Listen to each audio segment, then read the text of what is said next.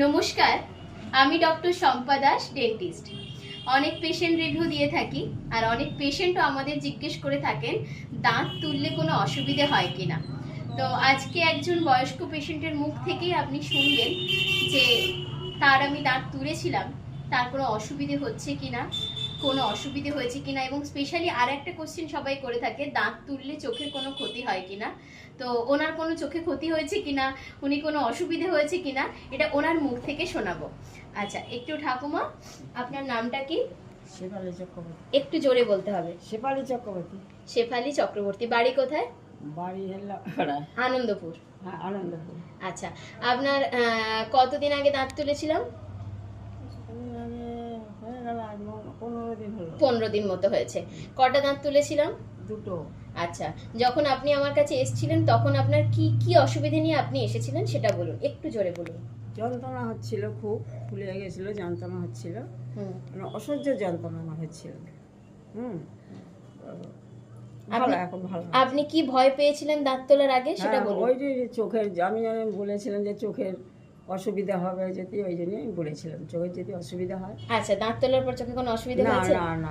আচ্ছা, আপনার এমনিতেই প্রেশারটা বাড়া ছিল, হ্যাঁ, ভয়ে আরো প্রেশার বেড়ে গিয়েছিল, তাই তো? একটু প্রেশারটা বেড়ে গেছে ভয়ে, হ্যাঁ। ভয়ে। যে আচ্ছা, সত্যি খুব লেগেছিল দুটো দাঁত তুলতে? না। আপনি বুঝতে পেরেছিলেন? না, বুঝতে পারিনি আমি। আপনার দাঁত তোলা কখন হয়েছে আপনি বুঝতে পারেননি, না। তাই তো? না। লাগেওনি? না। তাহলে ভয় পাচ্ছিলেন কেন অযথা? প্রথম প্রথম তো একটু ভয় লাগবেই। আচ্ছা, একটু ক্যামেরাটা আমি এইদিকে দেখাতে বলবো। এই যে দেখুন, এই একটা ছোট্ট গর্ত দেখা যাচ্ছে, আর এই একটা ছোট্ট গর্ত দেখা যাচ্ছে। এই দুটো জায়গা থেকে আমি দুটো দাঁত তুলেছিলাম, একদম শুকিয়ে গেছে। আজকে চেক আপে উনি এসেছিলেন।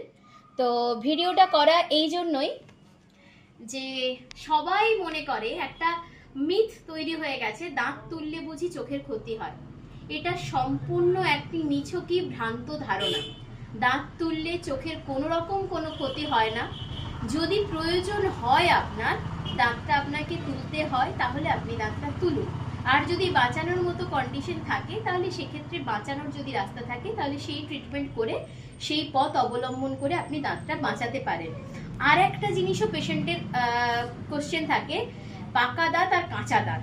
কাঁচা দাঁত তুলে দেবেন? কাঁচা দাঁত পাকা দাঁত বলে কিছু হয় না, নড়লে তবেই পাকে, না নড়লে কাঁচা থাকে, এরকম ব্যাপারটা না।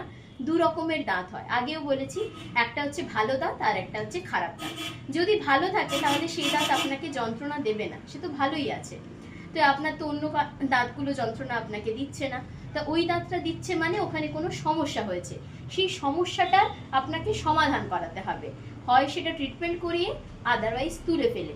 আর আরেকটা জিনিস হচ্ছে, যন্ত্রণা হচ্ছে তার জন্য দুটো ব্যথার ট্যাবলেট খেয়ে যন্ত্রণাটাকে সাময়িকভাবে কমানো গেলেও তার কিন্তু পুরোপুরি চিকিৎসা না করা অবধি সে আপনাকে কিন্তু থামতে দেবে না।